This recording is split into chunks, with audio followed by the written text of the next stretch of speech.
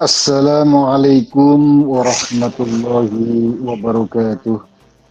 Waalaikumsalam Waalaikumsalam warahmatullahi warahmatullahi wabarakatuh. wabarakatuh. A'udzu billahi minasyaitonir rajim. Bismillahirrahmanirrahim.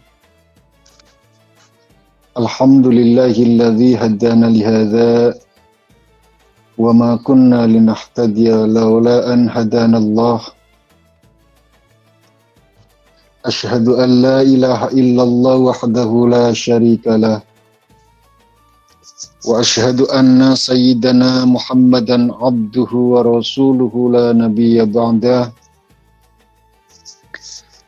Allahumma sholli ala sayyidina Muhammadin al-Fatihi lima ughliqa wal khatimi lima sabaqa nasiril haqqi bil haqq wal hadi ila siratikal mustaqim wa ala alihi haqqa qadrihi wa miqdarihil azim amma ba'd. Faqala Rasul sallallahu alaihi wasallam aslul wara'i tarkul harami wa ma harramallahu wa ra'sul karami fi tarkil ma'asi.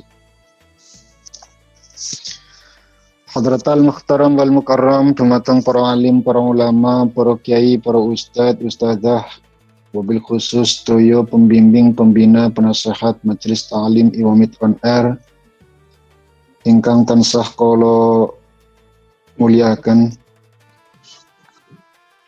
para pendiri, para senior, wabil khusus ketua, wakil, beserta jajaran staf kepengurusan ingkang kula hormati, sedaya putra putri, santriwan santriwati Majelis Ta'lim Iwamit on Air, wabil khusus kelompok belajar Kamboja Jaya ingkang tansah kala tresnani, wal makhsuso bihim sedaya jamaah Risalah Senja yang berbahagia. Langkung rumiyin sumangga kula lan panjenengan sedaya ngaturaken puja lan puji syukur dumateng Allah Subhanahu wa taala ingkang sampun paring kita pinten-pinten kenikmatan rupinipun nikmat iman, nikmat Islam, nikmat sehat, nikmat sempat, sehingga ing wekdal kesempatan menika kita sedaya saged angrawi acara rutinitas di bulan suci Ramadan ini tidak lain dan tidak bukan adalah Risalah Senja.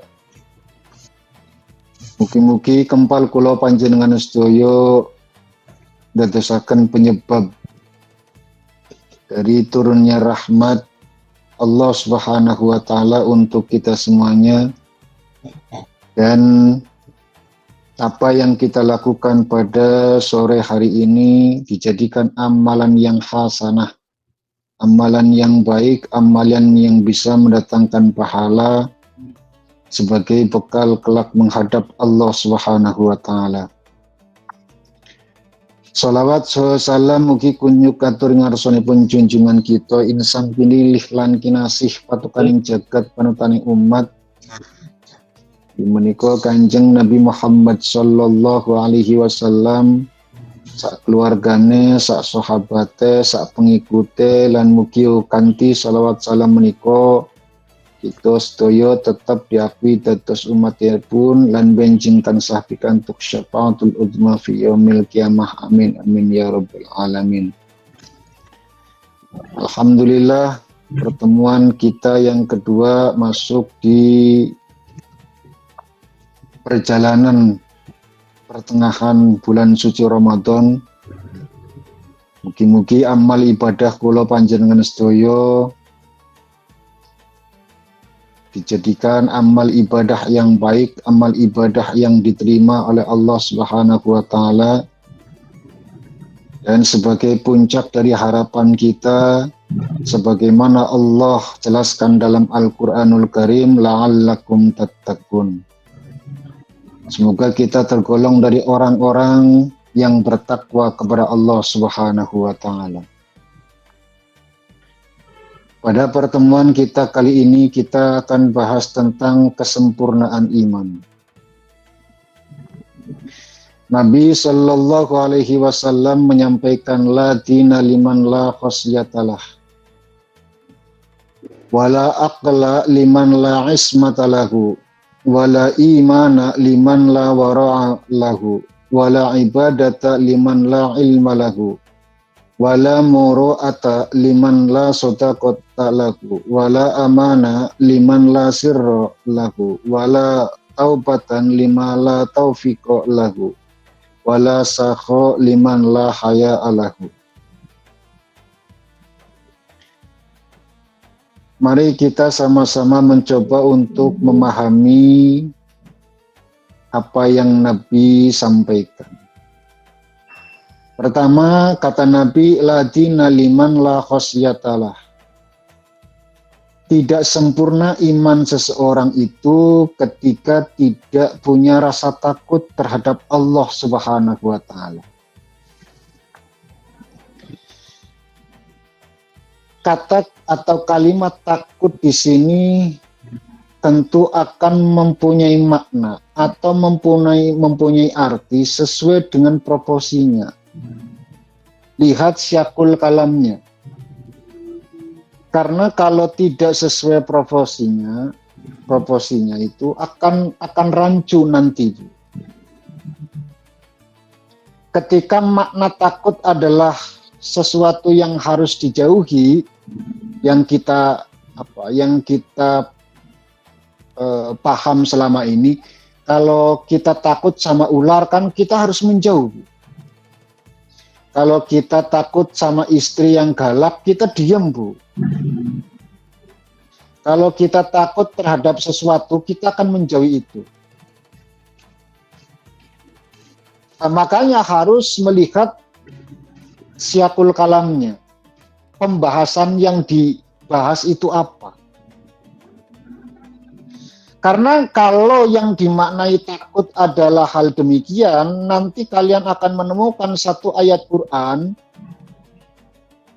itu akan bahaya ketika dimaknai dengan makna yang tadi gitu loh. Saya ambil contoh misalkan ayat yang mengatakan ittaqullaha, takutlah kamu kepada Allah. Maka apakah harus kita menjauh kepada Allah? Tidak, Bu. Takut kepada Allah sesuai proporsinya. Maka makna takut di sini malah justru harus mendekat.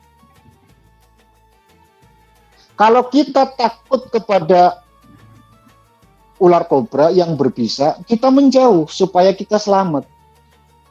Nah, ketika kita pengen selamat, takut kepada Allah bukan menjauh, tapi justru mendekat.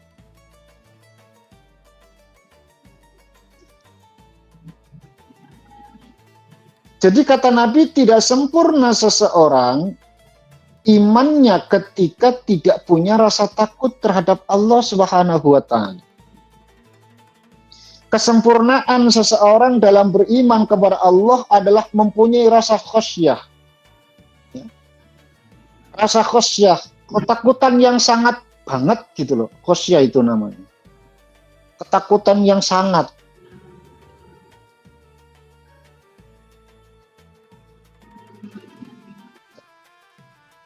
Ciri daripada orang yang takut kepada Allah Subhanahu wa taala yang kita kenal dengan disebut dengan orang yang bertakwa.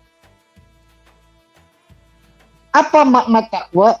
Takwa dalam garis besarnya adalah menjalankan perintah, meninggalkan larangan. Oke. Maka ketika seseorang itu tidak punya rasa takut terhadap Allah Subhanahu wa taala, maka keimanannya itu kurang sempurna. Bukan tidak ada iman ya. Bukan tidak ada iman, tapi tidak sempurna. Sehingga ada satu kejadian yang dialami oleh sahabat Nabi dan kita akrab betul dengan kisah itu. Ada satu sahabat yang namanya Nuaiman, itu ahli maksiat, suka minum khamr. Tapi nggak mau minum khamr selain di depan Nabi. Ya, boleh dibilang ahli maksiat, nyatane minum khamr. Maksiat berarti. Tapi nek orang ngarep Kanjeng Nabi mau. Sehingga ketika banyak sahabat-sahabat yang melaknati orang tersebut, kata Rasul, jangan kau laknati dia, sesungguhnya dia itu mencintai Allah dan Rasulnya. Sehingga para ulama itu menyimpulkan bahwa kemaksiatan seseorang itu tidak akan bisa menghalangi kecintaannya kepada Allah dan Rasulnya. Kemaksiatan seseorang itu tidak akan pernah mampu untuk menghalangi kecintaannya terhadap Allah dan Rasulnya.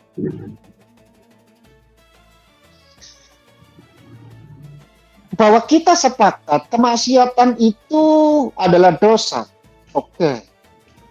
Tapi kebaikan yang dia lakukan, mencintai Allah dan Rasulnya juga bagian dari kebaikan yang lain gitu loh. Khairun akhor, kebaikan yang lain, atau syai'un akhor, sesuatu yang berbeda gitu loh. Maka jangan dicampur adukan antara kebatilan dengan kebaikan. Kebaikan akan berjalan pada jalannya, keburukan akan berjalan pada jalannya. Ada jalannya masing-masing, nggak bisa, Bu.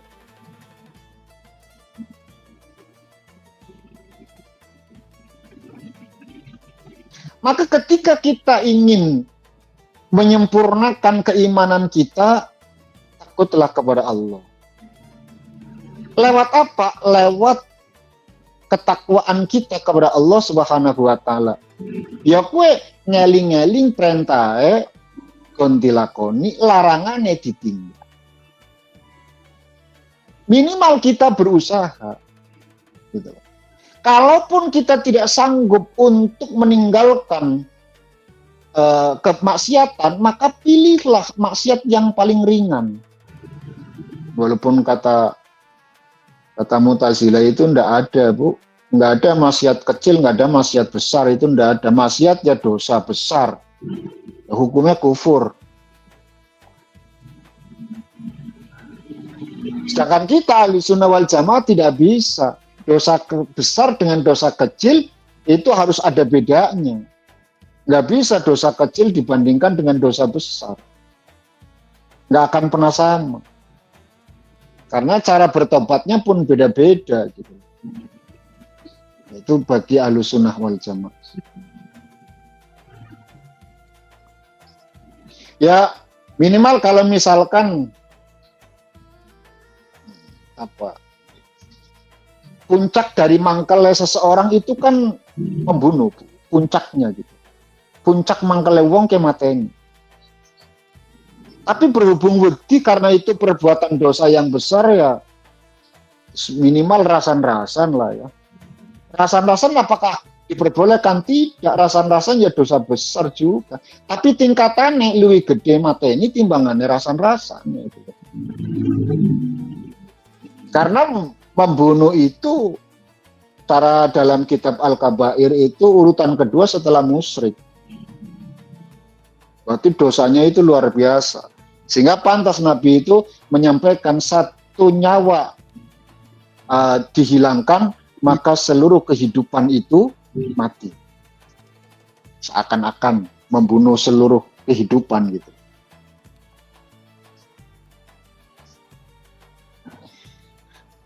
Momentum yang sekarang kita alami saat ini adalah bagian dari takwa, menjalankan perintah, yaitu menunaikan atau menjalankan ibadah puasa. Satu, wala akla liman la ismatalahu. tidak sempurna akal seseorang yang tidak punya harga diri atau tidak mampu menjaga diri. Akal seseorang itu tidak akan sempurna kalau tidak bisa membawa diri. Karena akal seseorang itu ketika sudah tidak mampu untuk dibawa pada nalar, pada logika, pada kebenaran, ngawur bener, Bu Uribe. Bener-bener ngawur. Sekali ada kesempatan, sikat. Itu karena akalnya kurang sempurna. Nek wong duweni otak, ya, nek wong duwe utek, orang mungkin korupsi. Dia akan membayangkan bagaimana nasib seseorang. Jadi orang yang tidak sempurna akalnya itu tidak akan mampu untuk membawa diri, menjaga dirinya. Apalagi sampai stres, Bu. Apalagi sampai stres. Hilang akal, penyakit jiwa, dan seterusnya. Wong edan dalan-dalan wuda orang duwe Bu. Orang duwe pikir, tidak menjaga dirinya. Wong edan.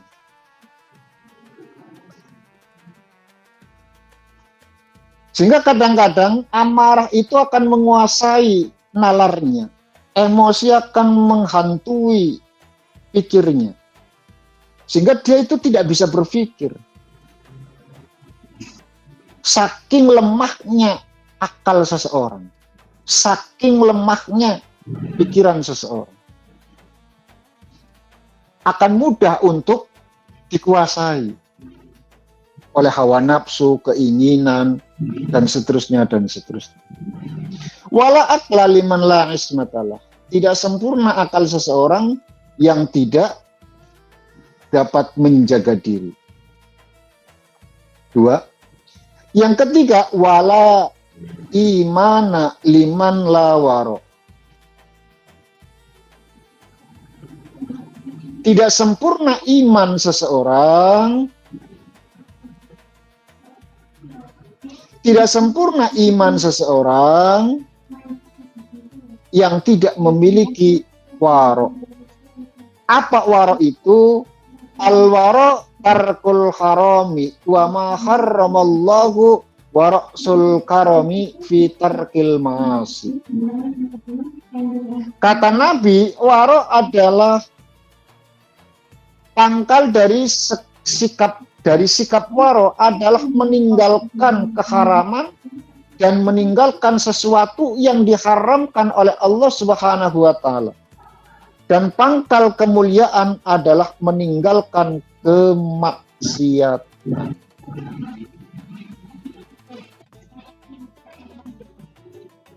Adalah kemaksiatan. Pangkal dari kemuliaan adalah meninggalkan kemaksiatan. Itu warok namanya. Warok ke wirang lah, nek cara basa Jawane ke wirang. Dadi nek wong ora duweni wirang, ora duwe iman, Bu. Wong ora duwe iman berarti ora duwe wirang.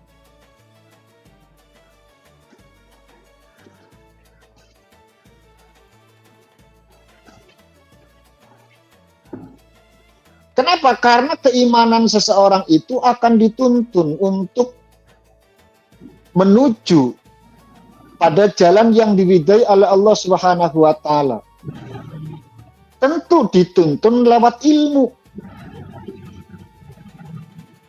Makanya setelah wala imana liman la wara'a lahu wala ibadata liman la ilma lahu.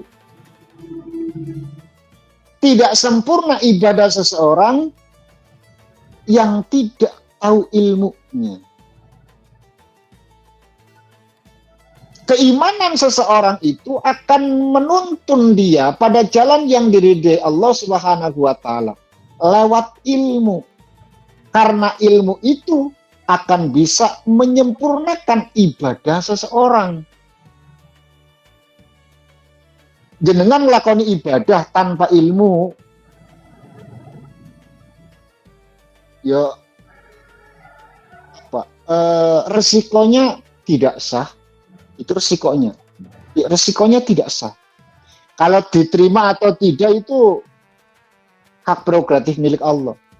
Tapi cara ilmu fikih minimal sekurang-kurangnya ora sah. Sebab tidak tahu ilmunya.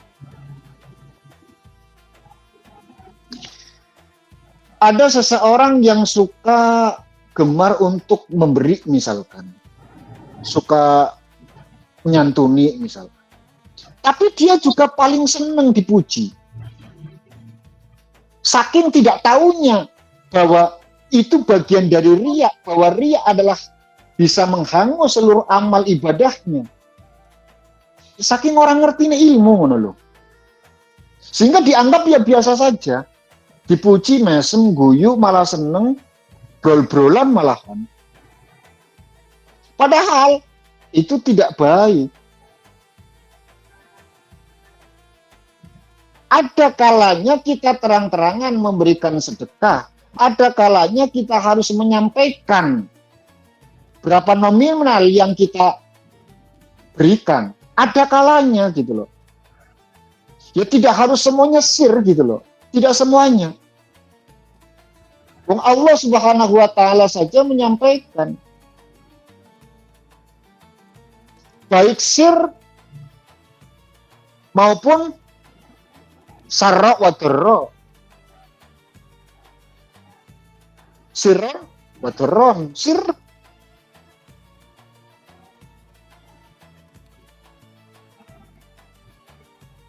enggak semuanya gitu loh. Sebagai apa? Sebagai bentuk atau pembangkit lah ya, penyemangat. Minimal kita bisa menarik seseorang, tujuannya supaya masyarakat itu berbondong-bondong sesuai nominal yang diberikan gitu. Jadi ada tujuan lain, ada maksud lain. Tapi orang yang melakukan itu adalah orang yang sudah mampu untuk menguasai atau mengendalikan diri. Hadun nafsinya itu sudah bisa gitu, bisa dikuasai. Tapi selama belum bisa mengendalikan hadun nafsi, pengen dipuji, pengen dianggap orang baik, pengen dikatakan orang dermawan, pengen itu jangan dulu. Belajar dulu ikhlas. Ya. Nah, minimal belajar ikhlas itu adalah tidak menyebutkan angka. Minimal atau lanjutannya adalah tidak mentautkan namanya kalau dia yang memberi. Itu yang dimaksud tangan kanan memberi, tangan kiri tidak melihat gitu. Tapi memang butuh proses.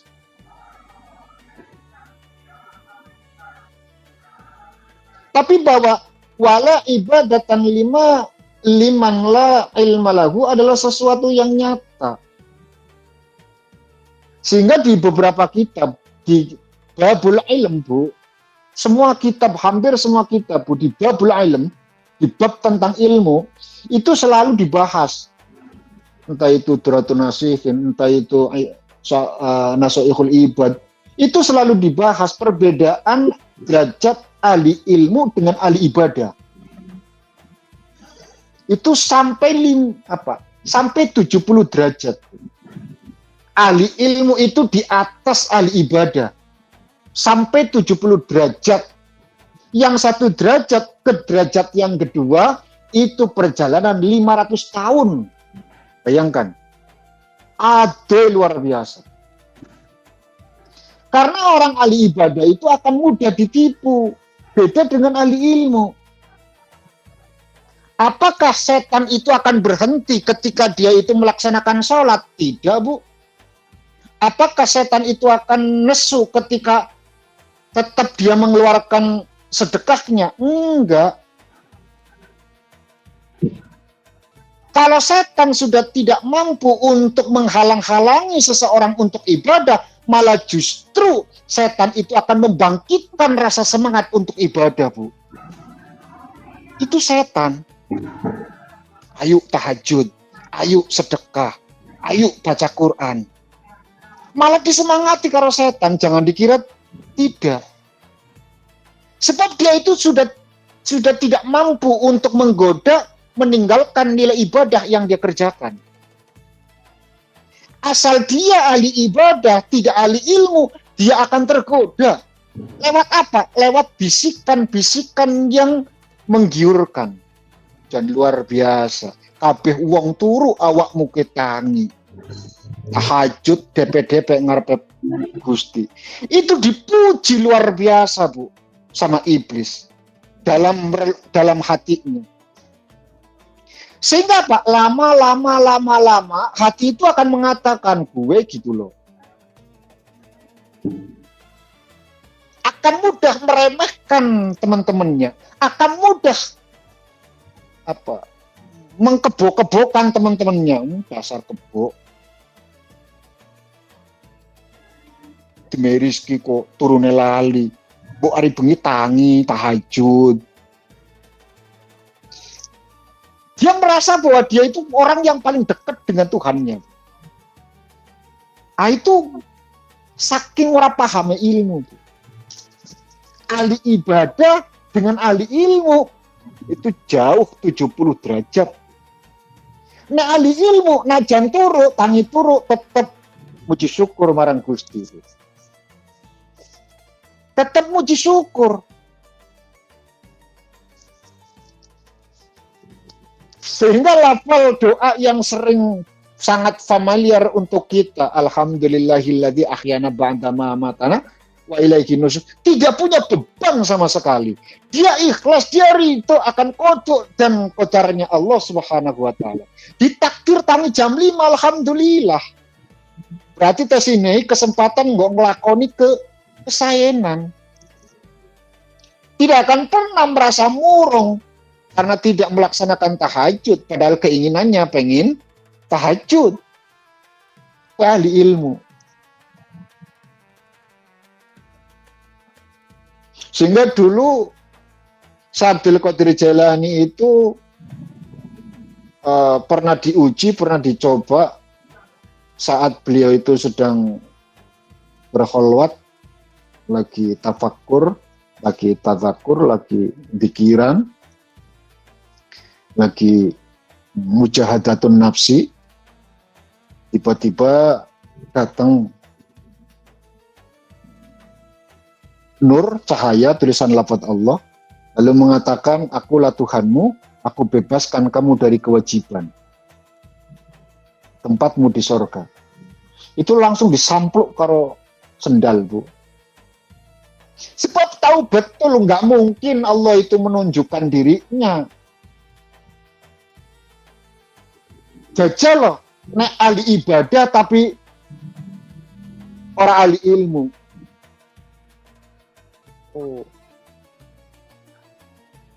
Dia akan mengklaim saya itu mendapatkan suara khatib, suara yang tanpa rupa. Saya disuruh untuk ini, saya disuruh untuk itu. Dia percaya saja.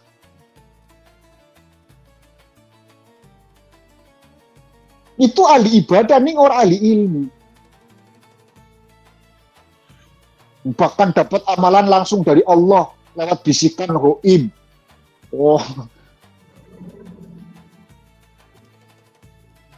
Apa amalannya? Amalannya Fatihah.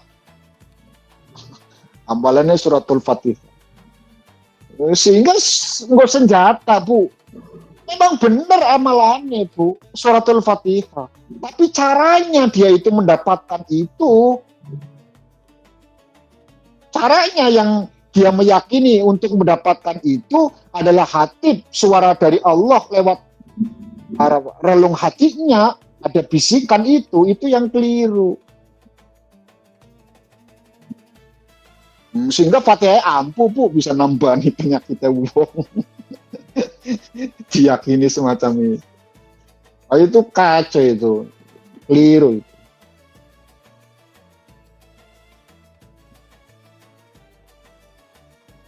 repot. Yang jelas itu repot. Ahli ibadah ning ora ahli ilmu itu repot. Makanya ibadah kudu diikat dengan ilmu, Bu. Ya. Ibadah kudu diikat dengan ilmu supaya ibadahnya sah, minimal sah lah ya. Kita nggak usah bilang sempurna lah ya, minimal sah gitu. Sehingga kalau sah itu adalah sesuatu yang dikabul, Bu. Makanya jenengan itu kalau barangkali nanti Iwamit akan ditakdir umroh, Bu, atau haji nanti ya. Sibukkan dirimu belajar tentang syarat rukunnya umroh dan haji saja. Nggak usah sibukkan dirimu untuk menghafalkan doa. Ya. Sebab setiap tempat beda, doanya beda-beda. Ya. Tapi saking sibuknya ngapalna doa, syarat rukunnya malah tidak diperhatikan. Itu yang keliru, Bu. Cara ahli ilmu, cara ahli ilmu loh ya, bukan cara ahli ibadah. Cara ahli ilmu, netepi syarat rukunnya itu bagian dari doa yang dikabul oleh Gusti Allah. Itu bagian doa yang dikabul oleh Allah Subhanahu wa Ta'ala. Luwih bener ngapalna syarat rukune timbangane ngapalna doa-doa di setiap tempatnya yang beda-beda itu, Bu. Ning kelalen karo syarat rukune. Itu kacau itu. Kacau. Kemarin waktu saya ke sana itu nggak terlalu banyak doa, Bu. Tidak terlalu banyak doa. Bahkan ketika tawaf saya pun yang saya baca ya kalimat thayyibah, Bu, la ilaha illallah Muhammad Rasulullah. Enggak doa yamani rukun ini enggak, Bu. Kabeh la ilaha illallah Muhammad Rasulullah. Saking senengnya kula kalimat thayyibah. Sing penting syarat rukune itu tetepi dilakoni gitu loh. Wah, ini kan momentum yang sangat luar biasa, Pak. Kapan maning ketemu karo Ka'bah, kapan maning ketemu ibadah itu jangan pakai perasaan, Bu. Ibadah itu pakai ilmu, pakai syarat rukun, bukan pakai perasaan gitu. Tapi ya lumayan lah ya. Ya piye-piye wong sing dikangeni ya Ka'bah, sing dikangeni ya makame Kanjeng Nabi. Ya luar biasa. Tapi alangkah lebih indahnya lagi kalau ilmunya itu dipelajari. Supaya iman itu yang tadi, supaya iman itu berjalan pada jalan yang diridhai Allah Subhanahu wa Ta'ala lewat ilmu. Selanjutnya, sebentar saya lihat waktu. Ya. Wala muru'ata liman la sadaqat.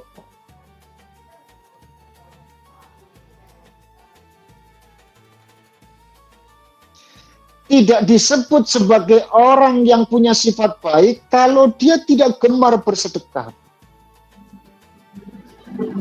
Puncak dari kebaikan yang Allah turunkan itu adalah derma, Bu. Puncaknya.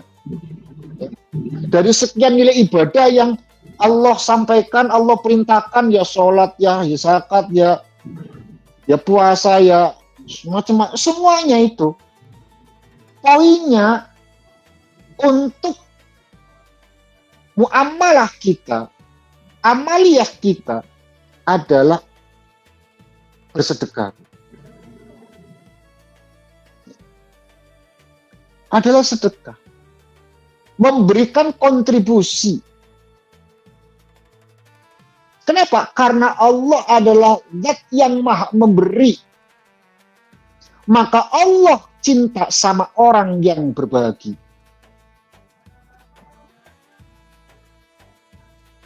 Allah adalah zat yang maha memberi, maka Allah cinta terhadap orang yang saling berbagi.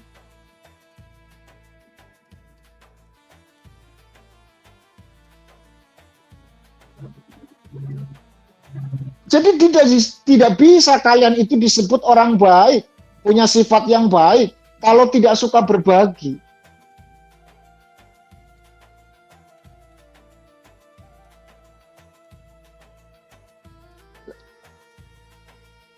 Kan sering kita dengar bahwa orang itu baik banget loh, kadang-kadang suka ngasih ini, ngasih itu. Memang itu, Bu. Ciri wong apik dia seneng mei. Ciri wong apik. Ya. Jadi dudu ciri wong apik ya sing diperintah nurut tuh. Ciri wong apik ya sing diperintah nurut ya. Boleh jadi dia itu budaknya atau yang lain.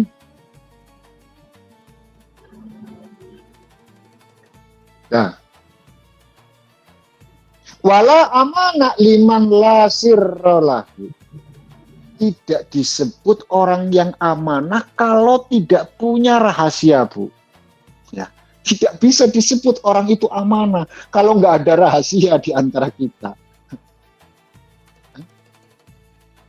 Jenengan percaya punya teman yang baik luar biasa, sehingga ketika ada masalah keluarga dia cerita. Lalu dengan entengnya temanmu itu menceritakan itu di sosial media, sehingga orang-orang yang seharusnya tidak tahu tentang aibmu, tentang persoalan hidupmu, tentang persoalan keluargamu jadi tahu. Nah, orang yang semacam itu tidak amanah.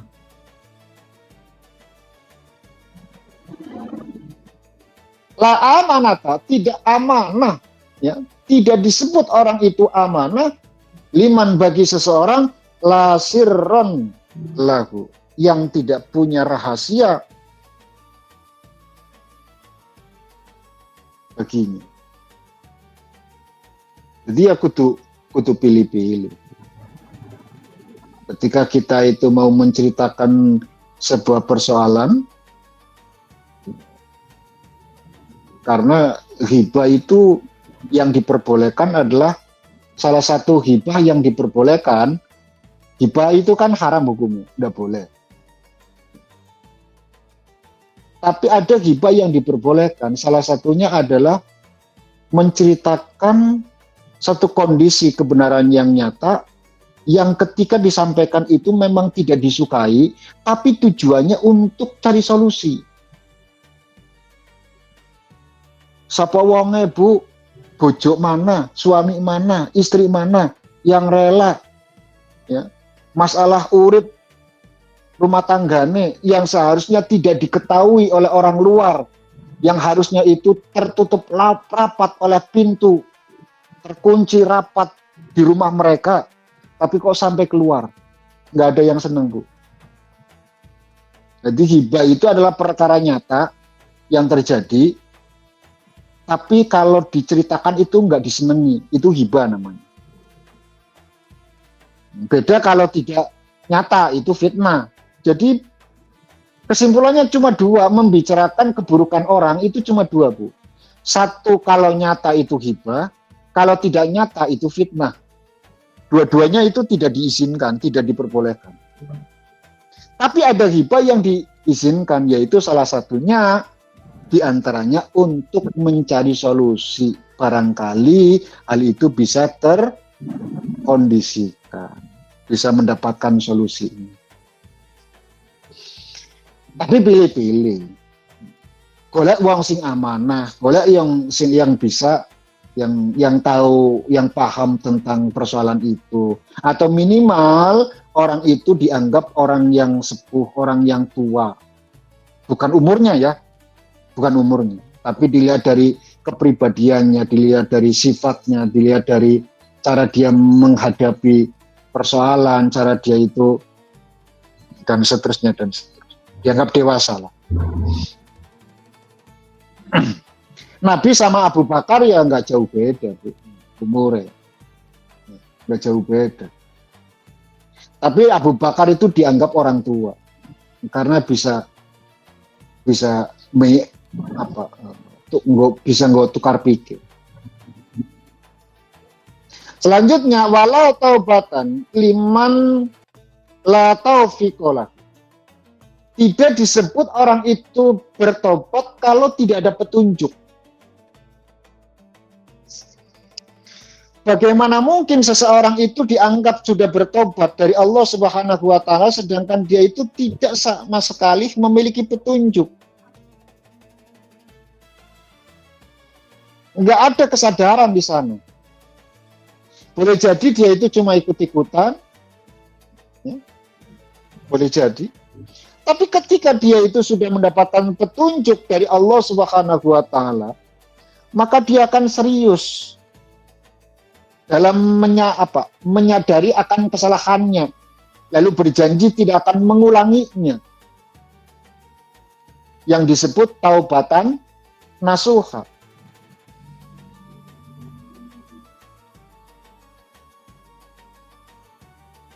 Di hadis lain Nabi menyampaikan tidak disebutkan taubat ketika tempat tidurnya tidak dilipat. Tidak disebut orang bertobat kalau tempat tidurnya tidak dilipat. Itu kalimat majas ya Bu. Kalimat majas yang punya makna bahwa bagaimana mungkin seseorang itu akan dikatakan bertobat kalau dia itu masih santai-santai gitu loh. Seakan-akan tidak menyesali perbuatannya.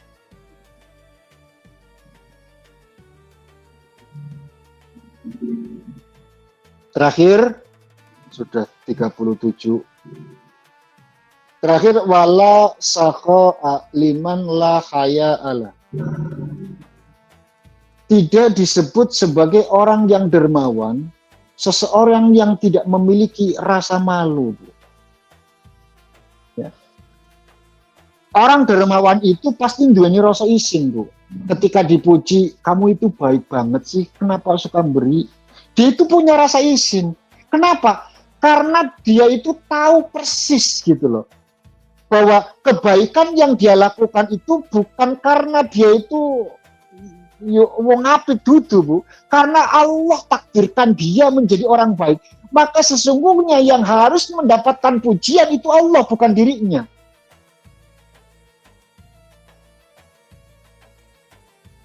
Jadi orang dermawan tidak mungkin disebut dermawan kalau dia tidak punya rasa malu. Dipuji kok dipakai gitu loh. Diterima. Seakan-akan bahwa infak yang dia keluarkan, sedekah yang dia keluarkan adalah atas kemauannya sendiri, atas kehendaknya sendiri, tanpa campur Tuhan. Nggak ada bisa, Bu. Apalagi kita Ahlussunnah wal Jamaah yang mengimani khairihi wa syarrihi minallah. Apik buruk saka pangeran wis.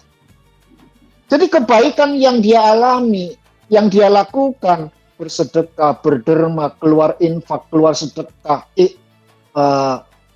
memberikan wakaf, dan seterusnya, melakukan kebaikan, ya, kedermawanan.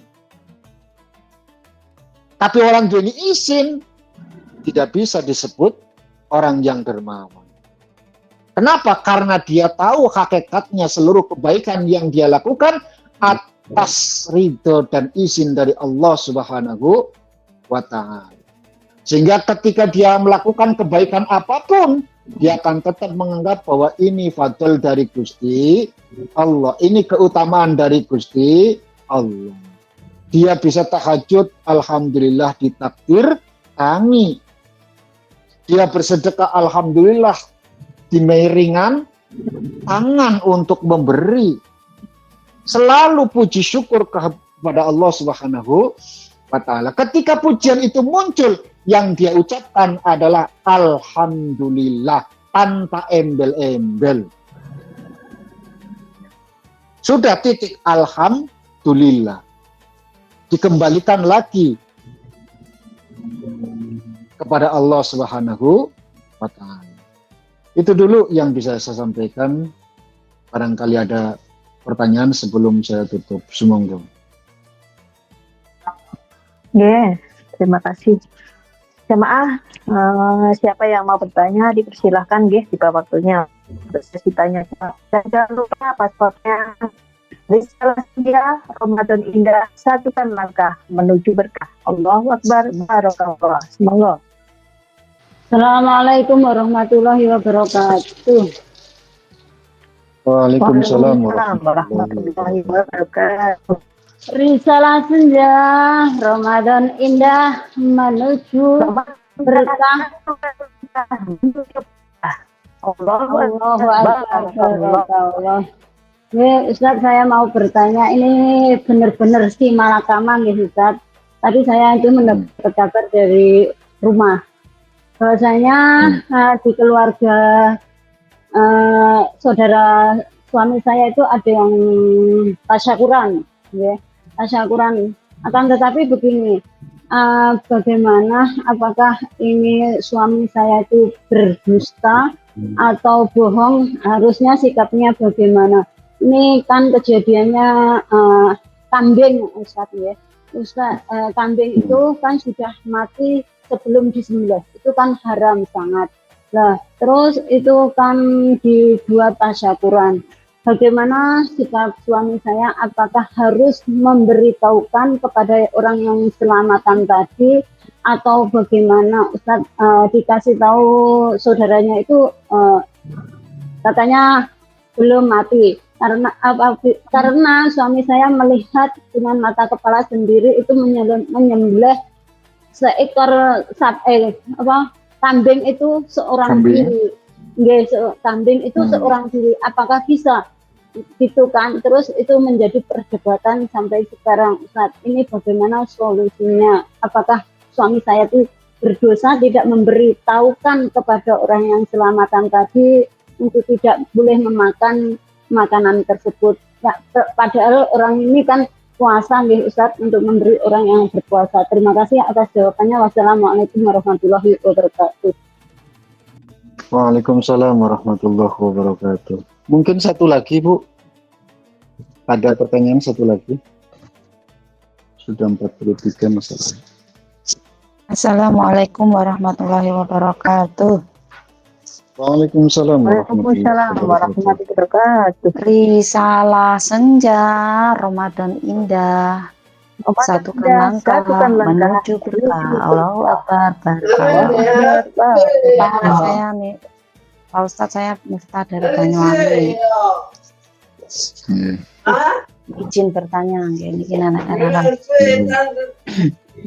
Kalau kita darus itu, kita darus, ini di luar tema. Kalau kita darus, terus yang darus itu bacaannya itu yang panjang dipanjangkan, istilahnya tajwid nggak terlalu dipakai. Mungkin pengetahuannya sedikit atau gimana, kita otomatis kan yang sudah belajar di Iwamid itu mengerti gitu loh, apalagi yang udah istilahnya udah ujian gitu kan, udah tahu bahannya itu.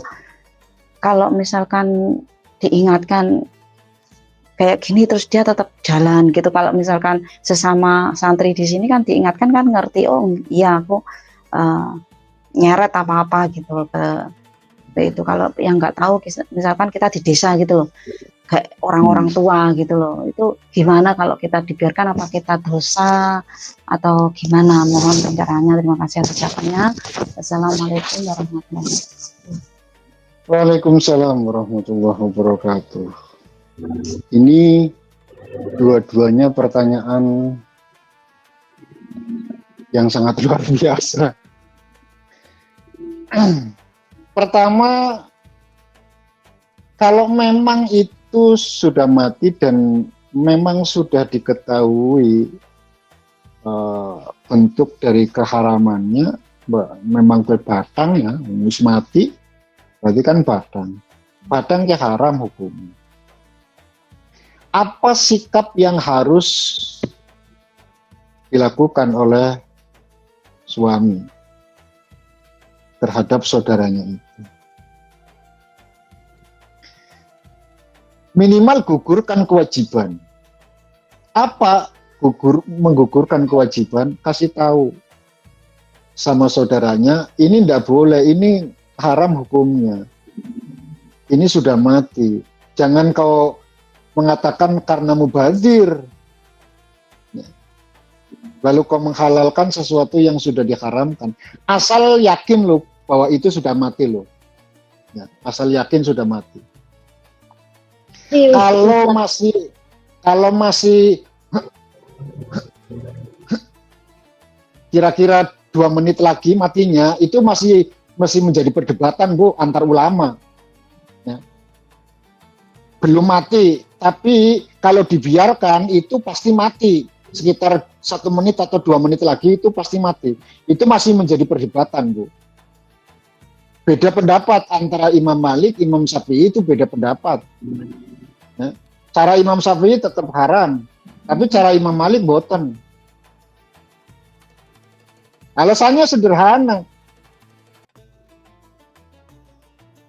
Kita tahu bahwa itu adalah bahwa matinya itu karena keracunan misalkan, keracunan.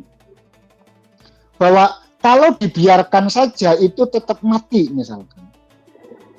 Tapi nanti akan timbul pertanyaan sama malaikat bahwa ini mati itu karena apa? Karena disembelih. Sudah berarti matinya karena disembelih, berarti halal.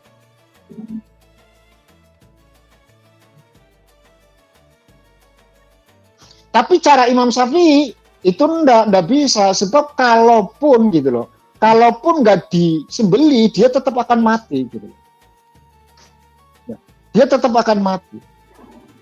Tapi kata Imam Malik ndak bisa. Wong nyatane mati niki gara-gara disembelih kok. Bukan karena waktu diracun kok. Nah, itu masih menjadi perdebatan lah ya. Masih menjadi perdebatan. Tapi kalau memang sudah nyata-nyata mati, itu sudah batang berarti. Ya, sudah batang. Yang kedua, kalau memang minimal tadi digugurkan kewajiban, kasih tahu sama saudaranya bahwa ini tidak boleh, ini haram, jangan kau lakukan. Tapi kalau memang berdasarkan ini mubadzir dan lain sebagainya, atau itu masuk pada tanggungan dosa yang akan diterima oleh si pelaku. Itu akan menjadi halal Bu bagi yang makan Bu. Yang makan tetap halal Bu, karena dia tidak tahu. Tapi dosanya itu ditanggung sama saudaramu. Gitu loh. Kalau yang makan tetap halal. Ini di luar konteks apakah daging batang itu sudah mengandung penyakit atau tidaknya, itu di luar konteks ya. Itu urusan lain. Kalau ternyata nanti setelah makan masuk rumah sakit, nah berarti sudah mengandung virus atau ada penyakitnya atau semacam-macam. Tapi kalau statusnya halal, karena dia tidak tahu. Gitu. Statusnya dia tidak tahu.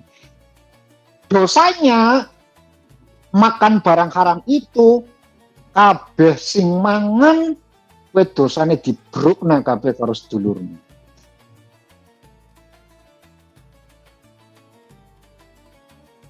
Ya. Apakah saya itu harus menyampaikan sama orang yang selamatan? Bu, resikonya gede. Kalau jenengan mau kalau kalian itu mau memerangi kemungkaran dengan kemungkaran yang lain, repot Bu. Jajal, andaikan di situ terus suamimu mengatakan mohon maaf sebelumnya, ini sebenarnya dagingnya itu haram karena batang. Bu, dulurmu bakal dikeroyok wong sedesa, Bu.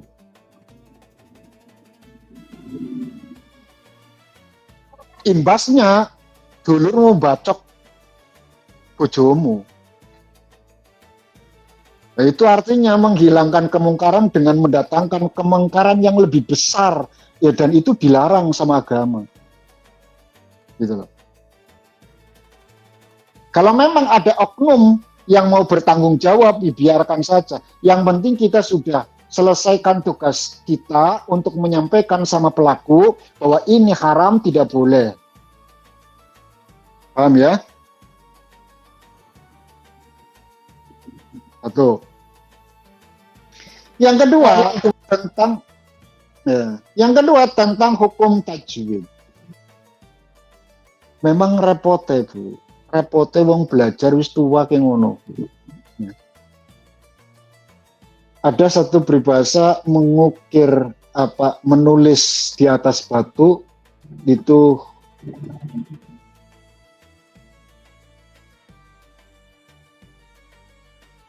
lebih mudah ketimbang menulis di atas air, melukis di atas air. Belajar di masa muda itu akan lebih baik ketimbang belajar di masa tua, akan lebih susah. Tapi wis kadung sih piye? Tobatnya ke barang wis tua, sadare barang wis tua, tapi hiroh pengen belajar agama nek kuat, aku yo mau ketinggalan, tadarusan, podo-podo pengen duwe pahala. Kalau memang punya niatan yang semacam itu, mbok legowo satu. Dua-duanya tak bela, Bu. Pertama, sing moco salah terus, salah kabeh, sing dawa dicendekna, sing cendek didawakna. Nek dikasih tahu ojo nesu. Resiko.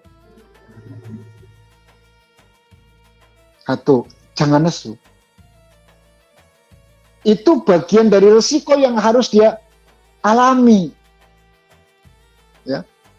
Nggak mungkin saya akan bacaannya seperti ini kalau dari kecil saya itu belajar tajwid.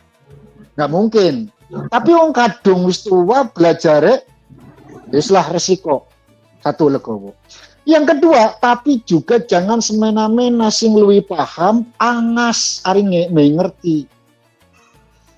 Itu juga bagian dari kemungkaran, Bu. Ya. Ngasih tahu bentak-bentak.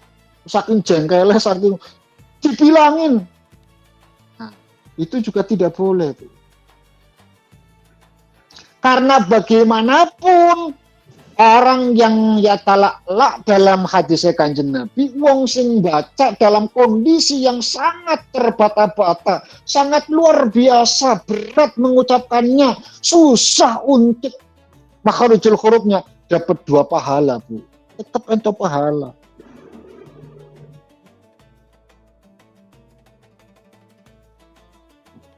Jadi boleh dikasih tahu, tapi ojo nesu.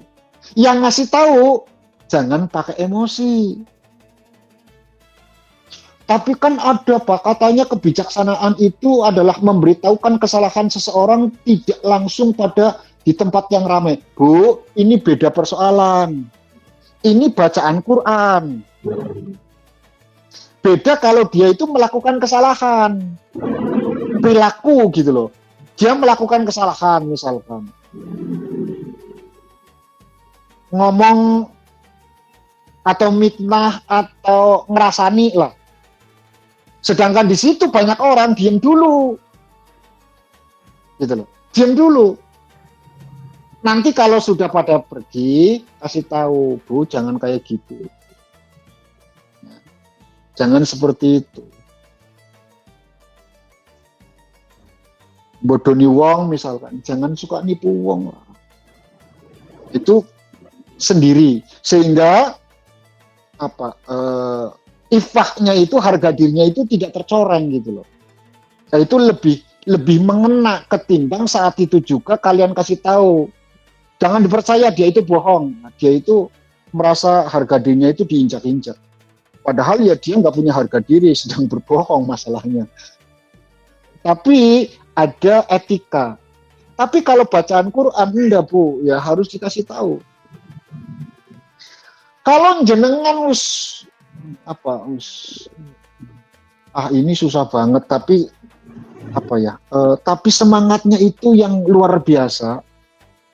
Pada akhirnya jenengan yang harus menata Bu, jenengan yang harus membaca ulang lafal yang salah itu Bu,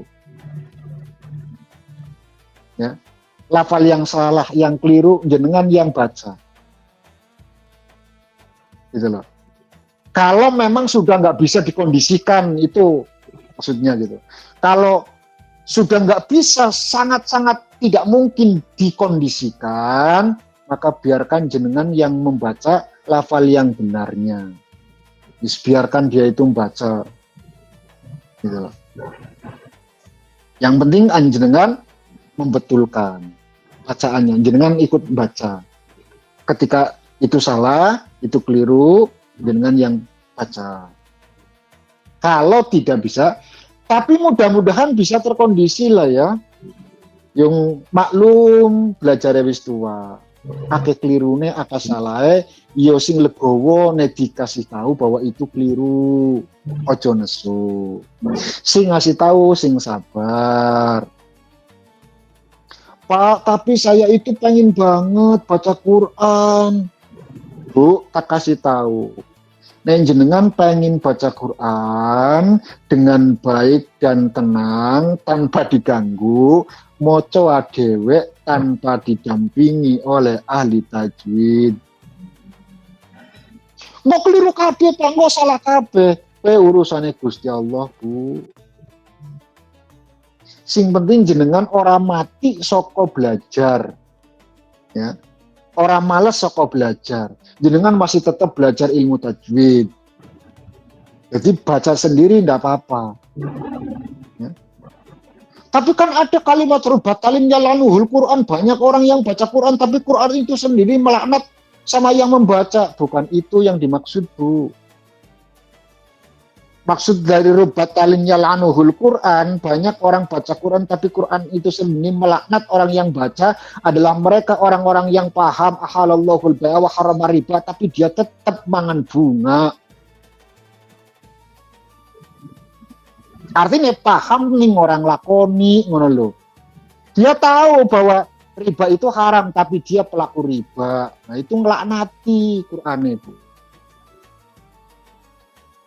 Adapun bacaannya ya, Kanjeng Nabi, nah sing bacane tartil lancar dapat 1 pahala. Yang 1 pahala 10 kebaikan. Sing yatalak 2 dapat ajron. 2 pahala. Pahala 1 pahala bacanya, yang kedua pahala beratnya dia membaca, susahnya dia membaca. Jadi tetap ini pahalane, Bu. Ya. Tapi kan merubah makna kabeh. Wong sing dijak ngomong iki pangeran, Bu, luwih paham. Ya. Nah, cara ilmu keliru, cara ilmu, tapi cara pangeran niku boten, Bu. Cara pangeran. Cara ilmu keliru, cara pangeran boten. Makanya nek pengen jenengan belajar, pengen baca Quran, tapi ora pengen mana-mana disalah nama baca sendiri. Ya, udah itu saja. Nah, karena waktu sudah maghrib di sana mungkin itu saja yang bisa saya sampaikan. Mari kita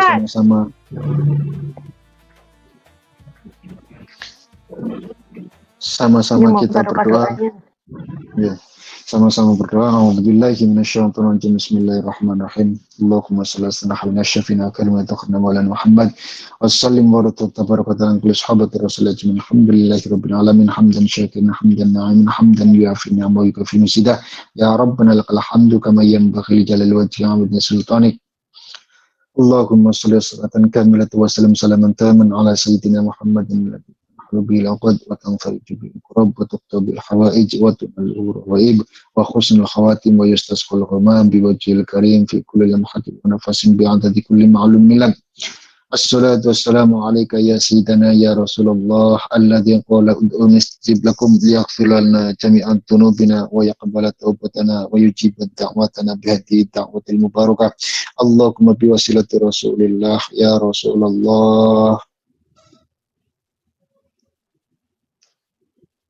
istajib doana ya Allah. Allahumma ighfir lana dhunubana wa dhunuba abaina wa ummahatina wa jadidina wa masyayikhina wa muallimina wa ikhwani wa akhwatina wa jami'il mu'minin wal mu'minat wal muslimin wal muslimat al ahya'i minhum wal amwat innaka sami'un qaribun mujibud da'wat ya qadi al hajat.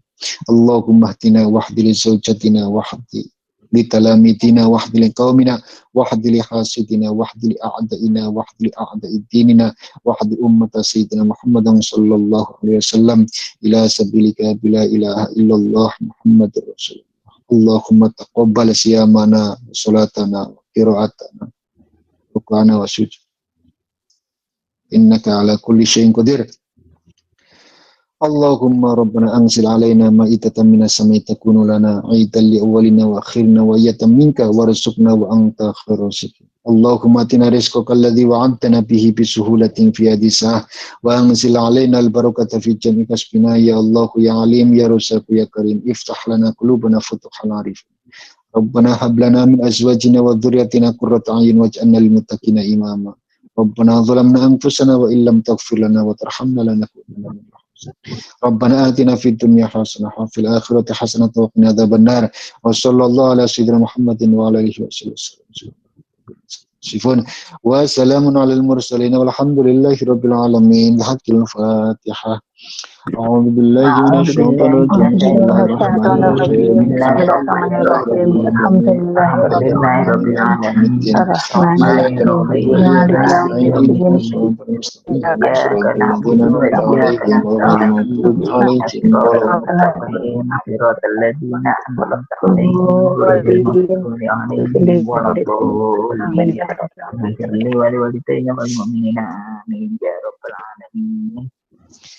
Sekian dan demikian yang bisa saya sampaikan. Terima kasih atas segala perhatian. Mohon maaf atas segala kekurangan. Subhanakallahumma bihamdika asyhadu an la ilaha illa anta astaghfiruka wa atubu ilaik. Akhiru da'wana walhamdulillahirabbil alamin. Wassalamualaikum warahmatullahi wabarakatuh. Waalaikumsalam warahmatullahi wabarakatuh.